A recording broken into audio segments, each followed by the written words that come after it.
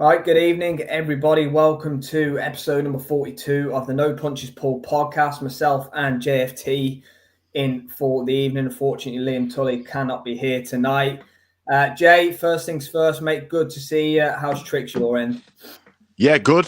All good. And well, I was going to lie and say I was enjoying the Club World Cup, but it's absolutely shit. Yeah. The fucking football's a tough watch, man. What are you talking about, mate? It's elite competition. This Club World Cup, there's 10-0s in there and stuff like that. I think my team, Liverpool, have won it at least once in the format it was previously. No one give a shit. All of a sudden now they've rebranded it, made a fancy trophy, and I think they're hoping Inter Miami win it out there, but yeah, good luck with that. Yeah. Good luck with that. But no, I'm good. I'm good, man. Are you?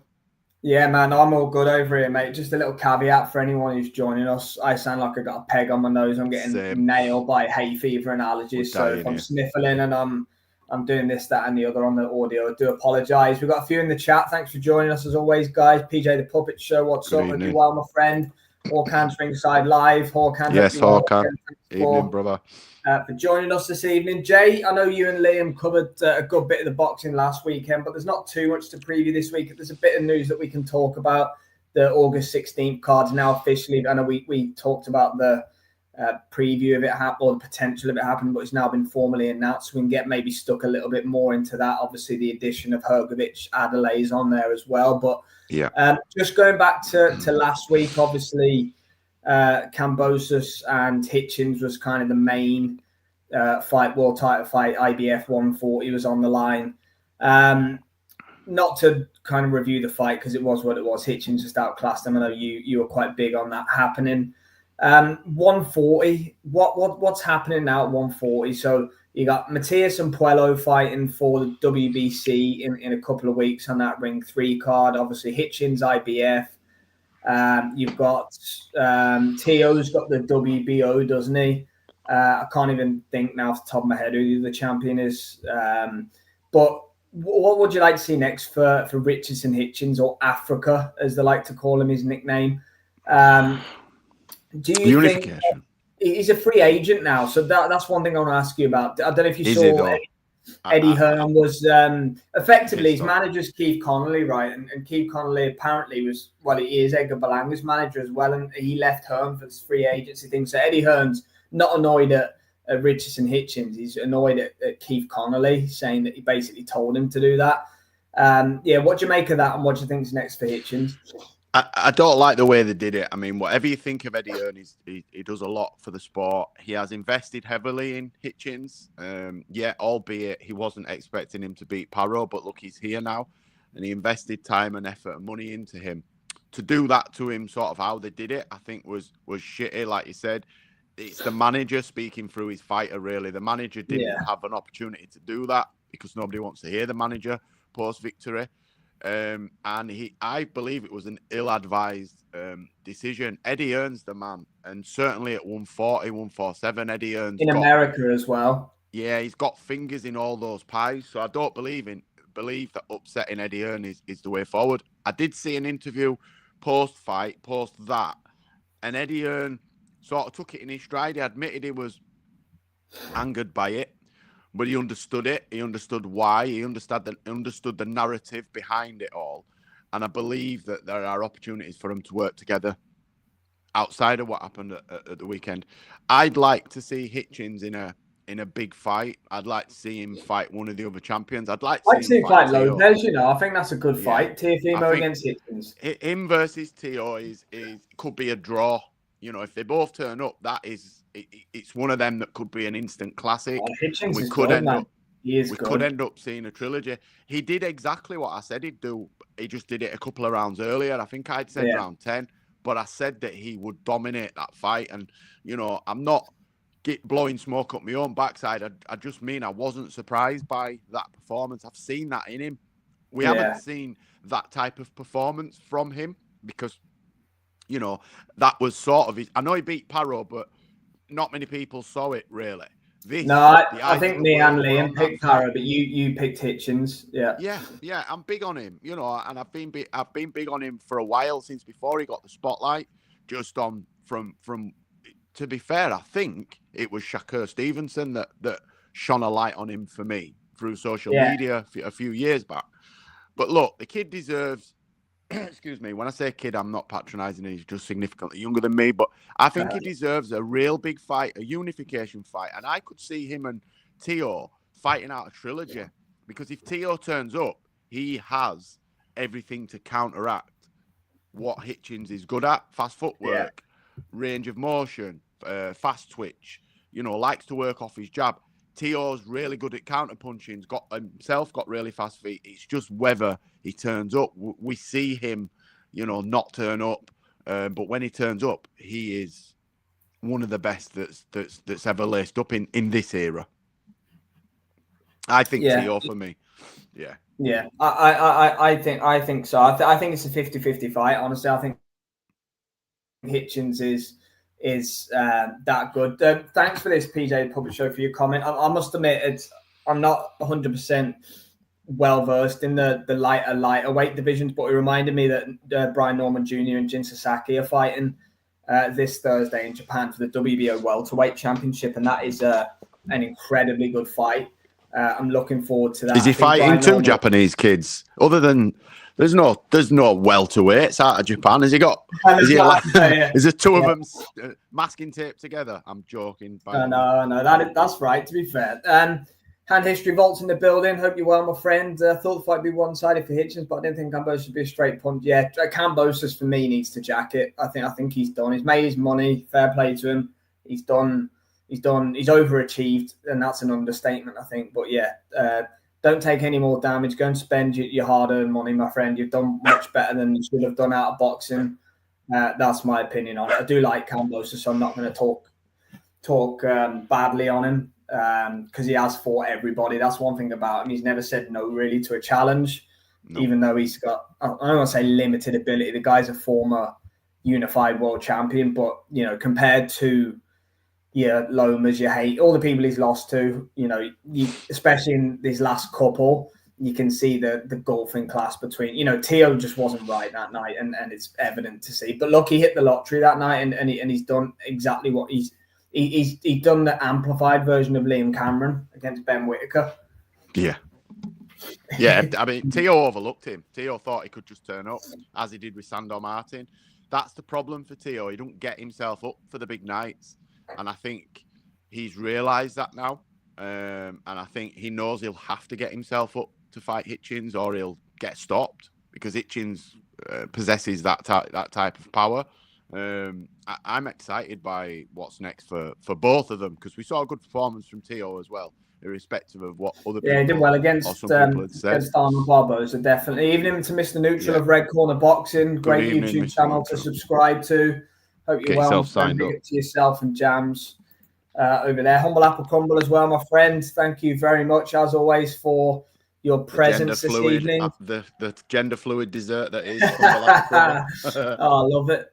Norman Sasaki, Jay, any thoughts? Or I mean, look, I put a video out on it yesterday. I think it'll be close, and I think Norman might sneak it on points. But both of them have got heavy hands. They've both got kind of high 80s, low 90s knockout percentages. Most people are telling me that Brian Norman will smash him to pieces. I don't think he'll smash him to pieces. I think he'll win, but I think it'll be tougher than a lot of people expect. I see him getting a unanimous decision myself.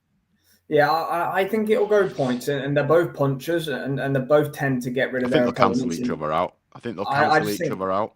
Yeah, Sasaki's at home as well. No, Norman's the champion in the A side. And that's what most people are saying. Hand History, to be fair, most are saying that he'll get the Humble Apple Crumble, laughing at the reference there, Jay. Neutral says Hitchens was great. Yeah, he did. It just levels, just complete levels. Listen, he figured Kambosos out during camp. We weren't surprised by that. Kambosos, look, he gets stopped to the body. We've seen it before. I think it was exactly the same shot that Loma stopped him with.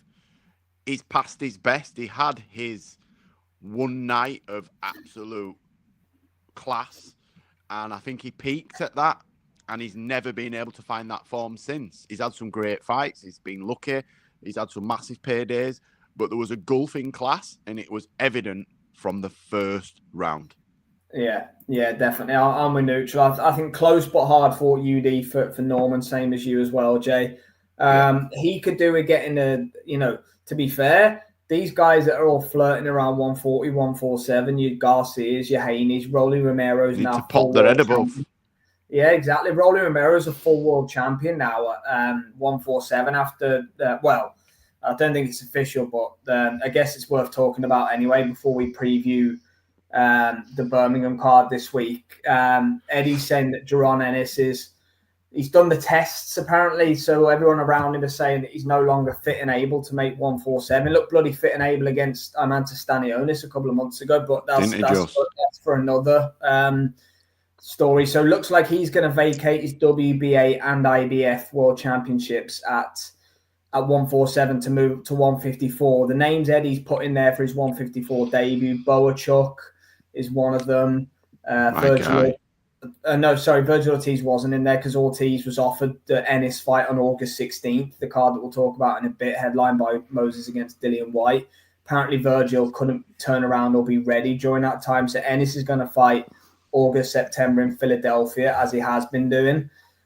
So he'll fight either Boachuk or I can't remember the other name that was thrown in there, but you can sign me up for Ennis Boachuk. I doubt it'll be Boachuk. He's too dangerous, I think, to take as a first fight for 154. But I saw that hand history. But look, I'd be gobsmacked if they just take a Boachuk fight out of thin air for Boots' 154 debut. He's talking out of his ass. If you're going to take a risk, you take it for Virgil Ortiz. You don't take it for Boachuk. Boachuk is huge risk, minimal reward. Virgil Ortiz is huge risk, huge reward. Or you take Murtazaliev, who's the IBF champion, who for some reasons faded off into the abyss after winning the championship in his fight against Tim Tszyu. So, Jay, another thing to ask you and get your thoughts on. I know I'm rambling a bit here, but Paddy Donovan and Lewis Crocker too is another byproduct of Ennis potentially moving up to show me the money. So you could be seeing that in a stadium in September for the IBF World Championships. There's a lot of moving parts here of Boots moving up to 154. Yeah, it's crazy. I mean, the first fight was an utter domination by Paddy Donovan until we got the DQ. Which I called. I don't know how and why, but you throw enough shit, eventually some will stick. I think that's the one I've got right. To be fair, I've had a few right this year, a few outsiders, but no, I think Jay, Thurman was the other name that was mentioned. Thanks, hand history about Thurman. I mean, he murders all three of them. Boots. I think he murders all three of them, and that's not me being disrespectful. Josh Kelly he didn't. I think Adam Booth called out Murtazaliev. And Murtazaliev answered within a minute and 45 seconds on X and said, easy work. Show me the money, easy work. Look, I would watch any of those fights. I don't think Keith Thurman's done anything to warrant a fight of such magnitude yet. I don't think Keith Thurman's as big a name as he is in his own head. He fights once every. I mean, even in his prime, he didn't fight that often, and yes, he's coming off a win. Stinker that is Boots against them. But it'd be a shitter. It'd be horrible to watch. Conor Benn, I just think gets outclassed by Boots. I just don't think he's fast or slick enough. I think he's too crude. He's too crude. Josh Kelly fight Eubank, so he won't be next for Boots. I could see out of those three, Josh Kelly probably giving him the better fight out of all three, just because of his fast style and elusive nature. But I just think he'll do as Avanesian did and catch up with him eventually and just put it on him and get him out of there. I think Josh Kelly, for me, he's missed his prime. I think he's scraping around now for the shots he should have got 4 or 5 years ago. What is he, 32? Something like that now? 31 now, yeah. For me, I think because of the way he fights, I think he's just past it. Look, and no disrespect to Josh. This is not me hating on him because he beat Troy. I've interacted with him on social media before, during, and after that fight. I'm speaking as I see it. I think Josh Kelly's best years were at 26 to like 29. Yeah. Those three. Dangerous fight for him. Oh, it is, yeah. I agree with that, but he'll rematch Eubank. There's no point taking the Boots fight when the Eubank fights. He'll get paid a fortune for that rematch. Eubank looks like he's in camp, to be fair. Yeah, he will, yeah. Paddy was brilliant in that first Crocker fight. Yeah, hopefully we see that, Jay, again. That'll be a really good... I mean, you can add another 20-30% of the interest level if the IBF vacant, like 147's on the line, can't you? Yeah, I'll be back in DQ again, just in case. Yeah. Anytime Paddy and Lewis fight, JFT's eyes are going to light up after winning I actually think it'll be a totally different fight. I don't believe Paddy will have it as easy this time. I think he'll win. Yeah, it'd be hard pressed to back against Paddy, wouldn't you? After watching what we watched. Yeah. But Lewis has got the win on his record. That's the first thing. So, like, you know, is it going to spur him on? I don't know. It looked like there was maybe levels between them, but you know, Paddy could still. He'd have to do completely different tactics. He can't stand toe-to-toe and trade because he was getting picked off. It looked, as you said, it looked like there were a couple of levels between the two. It was like Paddy was an experienced world-class fighter and Crocker was like sort of fringe European Crocker level. froze, I think, on the stage last time. Didn't look good. He really didn't. This is another option as well, actually. Good shout, Hamish. WBA was held by Mr. Bud Crawford, wasn't it? That'll be vacated now. He's going to fight Canelo Alvarez at 168. So that allegedly, yeah. WBA route, you got Tellez there, Magomed Kubanov. He's fighting soon next week, I think.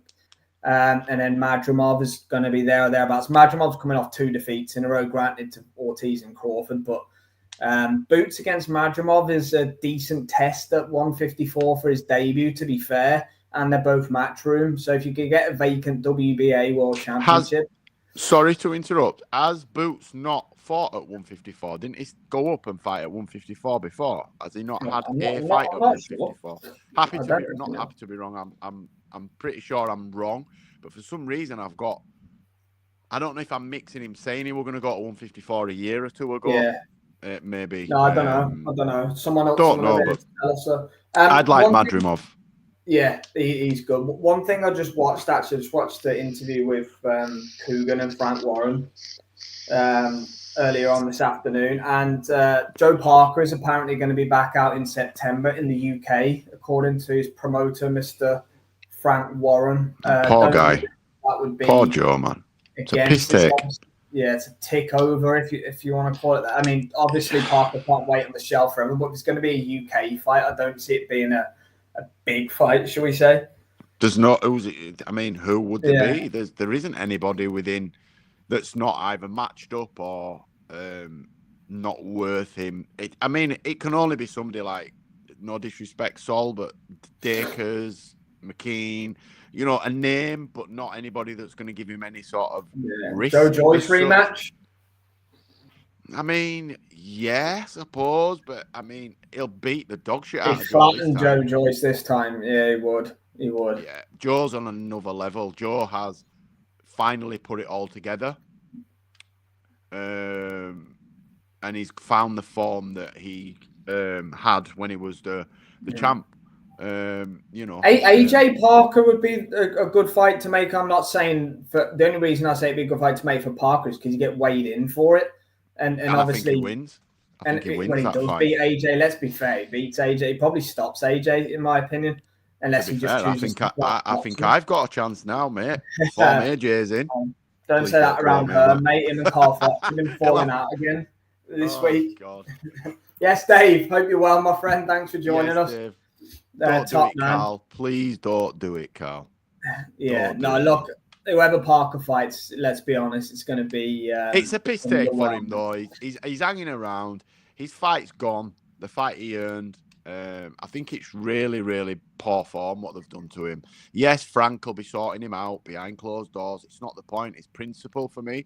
A guy has more than earned his shot, and I've got a horrible feeling that he's not going to get it. Or when he gets I think he might lose one when he's training. Yeah, that's what I mean. What's going on with Cabiel as well? I think he got injured in that last fight. I think he's got an injury that he's not. Yeah. Imagine if he just working on. He did Parker Cabiel in the UK. Wow, what a fight that would be! I know that's a Riyadh season fight. I think I'd favour Caballel. Caballel be tough to beat, man. He's a tough man to beat. The way he recovered from getting badly hurt by Jean is he's been badly hurt in a couple of fights, Caballel, and he seems to have fantastic powers of recovery. Yeah, I had been flippant about him before, but I became a believer in him that night. I saw something in him. Oh yeah, the way he dismantled Zhang was top class. You know, the disadvantages that he's got being short and small. Yeah, he made up for them in sort of toughness and just doggedness. I became a believer that night.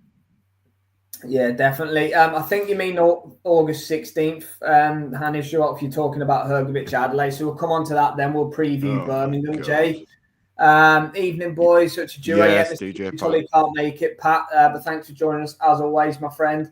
Hrgović Adelaide. Well, we'll go August 16th card. I mean, I know we spoke about it a little bit last week, but it's official now. So you got Moses against Dillian Whyte is the main event. You got Kakachi against Rayford, which is the pick of the fights, in my opinion. Nick Ball with another WBA defense against a super bantamweight coming up to featherweight, and Sam Goodman, albeit undefeated. I do think Goodman's a decent fighter as well, so that could be a good fight in his weight division. Adelaide against Hrgović, which is like the wild card, I guess. Tsutsumi's on the card as well, the Japanese fighter who's backed by Ring Magazine. What do you think then, mate? It's a good card, isn't it, to be fair? It is, but do you know what I said? I think I said it to you guys in our group, that for me, the main event is probably the poorest fight on the fucking card. It's a mismatch, the main event. Do you know what I mean? All the other fights on that is a really good card. Every single one of those, other than maybe Hrgović and Adelaide, but I'm assuming that could probably do the copper box if you filled a decent undercard. It's a good card. It's a good card. That fight itself is mad. I just don't know where it's come from. He was signed to fight TKV in a rematch, as far as I know. Frank won the purse bids, and then apparently TKV's team were taking at the piss to sort it out or something. So he said Adelaide said he wanted a big fight, and Hrgović wanted to stay busy, so it was just there. This is not the fight for you, David. I just don't think he's good Hrgovic's too clever for. And I think they've seen something in Hrgović that they feel as though he's beatable, which he is, but by people 2 or 3 levels above David Adelaide. Yeah. David is not that good. I'm sorry, Fabio Wardley dismantled him a couple of fights ago. I still laugh at that when he were calling him shit on his back, spitting claret out his mouth. Remember that? Shit on his back, spitting claret out. Yeah, Adelaide's good. He's got power, and he's improving under Adam Booth. Not TKV was taking him to school. Yeah, TKV was outboxing him, outthinking him. I think Adelaide's a tough dude that can fight, that's learned to box. Very similar to Dillian Whyte. Dillian Whyte's a tough guy. A hard Dillian is tough. Man, that's one thing you can say about. That's learned to professionally fight. David Adelaide's doing that now, and he's learning on the job. But this is a disaster waiting to happen. He could get absolutely dismantled in this fight because Hrgović is levels above TKV, and TKV were having a fairly comfortable night. Yeah, it was. But heavyweight boxing, it only takes one and all that. I'm not saying Adelaide has any similarities to Daniel Dubois, but Daniel Dubois found what he needed to get Hrgović out of there. And, David Adelaide hits pretty hard, and he has got, I hate saying it, but a puncher's chance, but I don't think he'll win that fight. Yeah, he is tough as well, Hrgović. Like, he's got a great chin. So, yeah, I mean, I'm with you. But, look, I get it. It's cannon fodder, isn't he? He's a sacrificial lamb in this one. I disagree, man. I'm picking Dillian Whyte. I'm sorry. I don't give him a chance. I'm nervous. It's too slow. I get that. But I want to see, right, look, I'd expect Moses Atama to win on recent form, right? Recent form, so I'm going like 2 years. What I'm wanting to see though is what he's like after 3 and 4 because he exerts a lot of energy. I know he's not going to blow his gasket, but he's young. Dillian Whyte does have decent powers of recovery. We've seen him rocked heavily before and sort of get himself back. If he can make this fight tricky and awkward, then we may see a totally different fight. I'm not writing Dillian White off. I'm not ready to do that yet. I just think that there's something going to happen in this fight. I see Moses winning, right? But I think it's going to be tougher than people expect. Yeah. Well, look, I hope it is because Moses needs that, and so does, as Dave said here, Tera Moana. Obviously, he had another knockover. Get him in with Jalalov. Jalalov beat him at the Olympics in Paris. Just get him in with somebody that can fight. He's a matchroom fighter now, so he'll be fighting on. Look at the Queensbury heavyweight list that they've got. There's a lot of heavyweight fights that can be done. Get him in with Fabio Wardley. He needs a fight. Look, Tera Moana hasn't boxed anyone. He's boxed a load of tin cans pretty much. He needs a fight now. He needs somebody. I think he looks decent from what I've seen of him. But again, like Dave, you're not going to learn anything about first round blowouts every time. No, and that's my issue with Moses. I know he's boxed slightly different, Marius Falcon. Yeah, Moses hasn't fought anyone. Let's be fair about it. He hasn't fought Dempsey McKean. And Dempsey McKean, they can big him up as much as they want. He's shocking. He went to 12 rounds with Hergovich. That's what he. That's what he's dining out on, basically. I think 3 or 4 years ago, the Dillian White fight is totally different, but there's a reason why they've taken that fight, isn't there? I also think Frank's pissed off with Dillian over the Tyson Fury fight, and this is his revenge. He's sending him in with his young buck to get a beating. But Dillian's not an idiot as well. I think he knows his levels, and I think he still believes he can win this fight. That might be misplaced judgment. I don't know. We won't know until we see it. But I'm giving Dillian a shot, a chance. Yeah. Dillian's seen the paycheck and gone for it, and who can blame him? He's probably getting a couple of mil or something ridiculous for it. So, how can you blame him? No, you can't. You can't. Right then, Birmingham. Me and you spoke about it just before we came on, didn't we? I'm not massively enthused by the card. It lost a really good fight, in my opinion. Shabazz Massoud against Peter McGrail. I was really looking forward to that. IBO championship would have been on the line for that one. Unfortunately, Massoud injured, and Ainut Baluta, the greatest in-stepper in the world. Baluta's fought everybody. Sorry, I'm just looking at Rope It Up Boxing Podcast. That has got to be AI, lads, because I know both of you, and neither of you look that good. It's either 20 years old and you've superimposed them together, or that's AI. Sorry, man. They've been in the green room getting a bit of makeup on, and just good on you, Dave. Sorry. No, I can't even remember what I was talking about now. Oh shit! Sorry, man. No, you're all right. We'll talk about Birmingham. So lost the best fight in my opinion. I'm not that bothered about it anymore. Yafai Rodriguez in the main event should be good. It'd be good to see Galal back out. Rodriguez is decent. He's fought many more times than Yafai as a pro. He's been in with much better opposition. I'm sure he's fought Kazuto Ioka before, and I think he's actually fought Nakatani as well. Obviously, I think he went the distance with both of them as well, so there's no mean feat in doing that. Yafai should win. He's the favourite. I think it'd be closer than maybe people are giving it credit for. Conor Walker against Taylor on the undercard could be the pick of the fights. McGrail, Baluta, I just think I'm not really fussed about it whatsoever. So, look, I'm not... If McGrail and Massoud was back on the card, I'd have been up for it and I'd have been like, I'm looking forward to this one. And Yafai Rodriguez would have been a great co-main kind of thing. But I'm not massively into it now, should we say.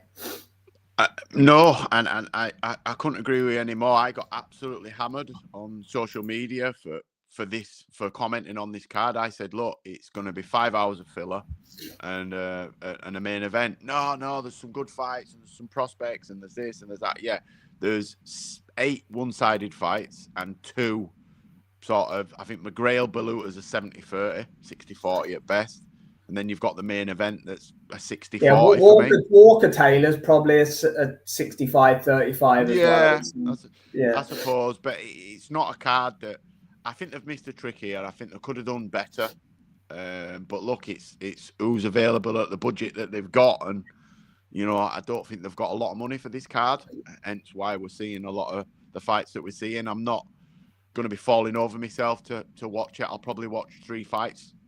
I won't sit through the whole card. I won't be able to. unfortunately, and that's no disrespect to anybody that's on the card, but yeah, it's not the best. It's not the best. Yeah, I'm with you as well. I'm not.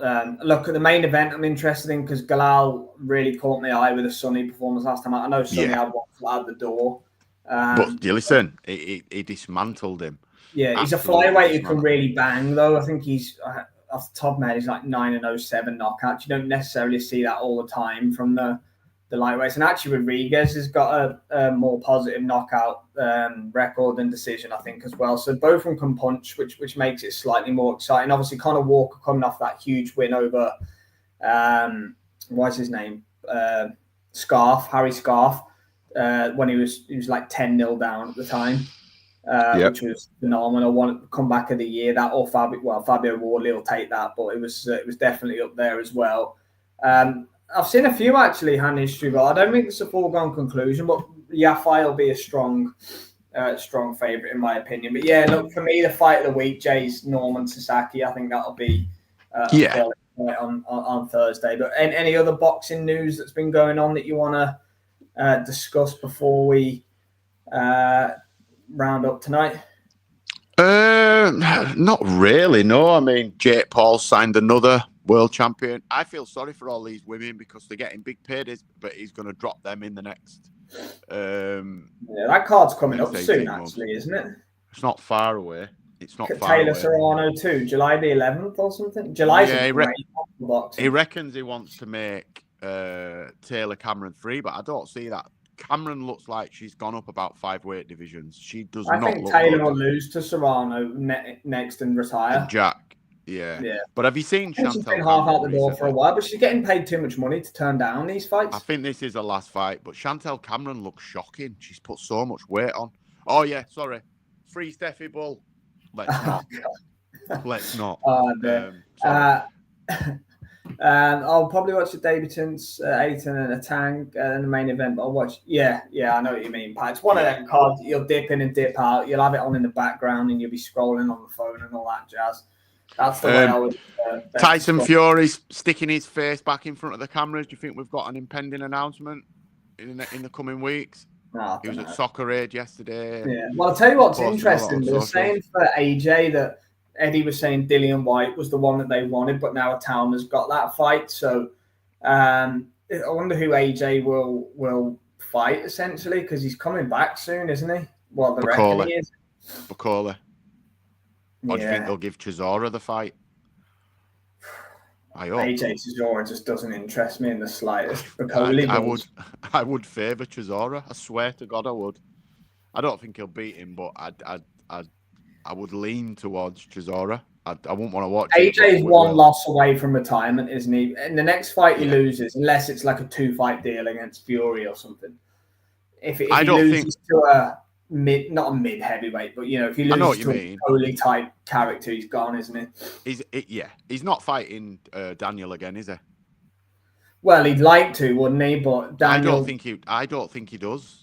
The noises that he wants to. Well, look, to be fair to AJ, seems like the type of fellow who'd fight. I think it's more likely that Deontay Wilder wins this warm-up fight next weekend, and you could see AJ Wilder. I think that's more likely because that's the fight AJ will win, and then that'll get Fury out of retirement probably. That's if you're backing AJ, if you're Eddie Hearn and his management team, you do the Wilder fight for mega money. It's an easy fight at this stage because Wilder can't throw a punch anymore. Then Fury might come out of retirement and they'll do it. But yeah, I'm not interested in that, to be honest with you. I think AJ will fight somebody who's a winnable fight for him, shall we say? It's a big mishmash, but it'll probably get settled within the next 6 to 8 weeks. I think we'll know. Yeah, well, they reckon 6 to 8 weeks. October, November, he'll be back out, and it'll be like the O2 or something. Daenerys last weekend, he won the WBA interim at 42. Jay. Not interested. Technical decision, no interest in him as well. Yeah, look, they're feeding him to the walls. Tension can't punch. Dave is the one thing. So at least Nonito wouldn't get hurt. But yeah, I don't know why he came back, to be honest with you. Well, I do know why he came back, because a lot of them don't know how to leave it, do they? But Nonito's made good money in his career. I don't think he needed it. Katie said that, and Serrano needs a trilogy and not her, but it'd be same. Yeah. Taylor's only taking it for the money, Pat. I don't blame her. I think she's getting like $5 million for this one. Yeah, saw Lewis Neri had signed a 5-year deal in Japan. Look, that's where all the fights are, the lower weights, isn't it? So I don't blame him. He was linked with Nick Ball, wasn't he, actually? Yeah, that's a good deal. There's some good money out there in Japan as well, which is why I don't see Inoue doing much outside of it. I know he's signed the sponsorship deal and stuff like that, but he'll fight Ball anyway, I think, in December if he beats MJ. And a lot of foreigners, look at Rampage Jackson in MMA. I mean, he's got Japanese children. He's an absolute superstar there, and he's not fought there for like 25 years. They love their fight sport. Marles for Neri. That's a good fight. That's a good fight. Yeah, that's a very good fight. Marles is a good fighter. Aside from that, mate, I think that'll probably do us for tonight. I think we made the most of what we can from another limited week of boxing, should we say? I mean, look, there's some good fights on. Evening, Luca. Thanks for joining us, mate. There's some decent fights on, but I mean, it really kicks on. I mean, next week is Jake Paul Chavez, but you have got Zerdo against Dorticos is the co-main for the Unified Cruiserweight Championship. You've got who else is fighting next week? There's a couple of other decent fights next week. Deontay Wilder's on. That's a decent fight. Schofield against Kevin Farmer's on the undercard of that as well. It's not the worst fight in the world. No, that's a good fight. Liam Parrow's back out. Christian and Billy's fighting the guy who Pacheco folded, and Selecki, is it? The guy Pacheco beat with that body shot that somebody on this live stream called about 10 seconds before it happened. He'll remain nameless. Every dog, wrong clock's right twice a day, mate. Flipping Says Galal, world-class talent. Looking forward to it. McGregor Blue. Yeah. Unfortunately, it's Walker versus Liam Williams. It's Walker versus Liam Taylor. But I knew what you meant, Luca. Don't worry. Julius, thanks for joining us, my friend. As always, there's hardly any fights to make money on this week. No, there's not. That's probably a fair assessment. But next week and the week after, Jay, obviously the week after next, you've got fights. Taylor Serrano card from MSG with all the women's fights on it. And then the night after that, you've got Ring 3. It's Hamza Shiraz against Edgar Berlanga. Let's go. Against Ada. And Matias Puello and David Morel against Katiev, I think it is. Yeah, you were nearly there, Lucas. All right, I've got you. And then after that, Usyk Dubois 2, should I say? Sorry. So you've got a ridiculous kind of 8-day stretch, if you want to call it that, between Taylor Serrano, Ring 3, and Usyk Dubois. July is going to be top notch. So yeah, look, we had that little lull over the last couple of weeks, should we say? We had it, didn't we, after February the 22nd, where it felt a little bit quiet. But I'm sure after that we'll be back on it. So thanks everybody, Luca, Jobers, Hand History Vault, DJ Pat, all the regulars. Who else? We must Mr. Neutral. Thanks for joining us, my friend Scott. Thank you, Humble Apple Crumble. PJ, the Puppet Show as well. Hawkan, thanks to anybody. David Rope as well. Apologies, my friend. Cheers, guys. Thank you.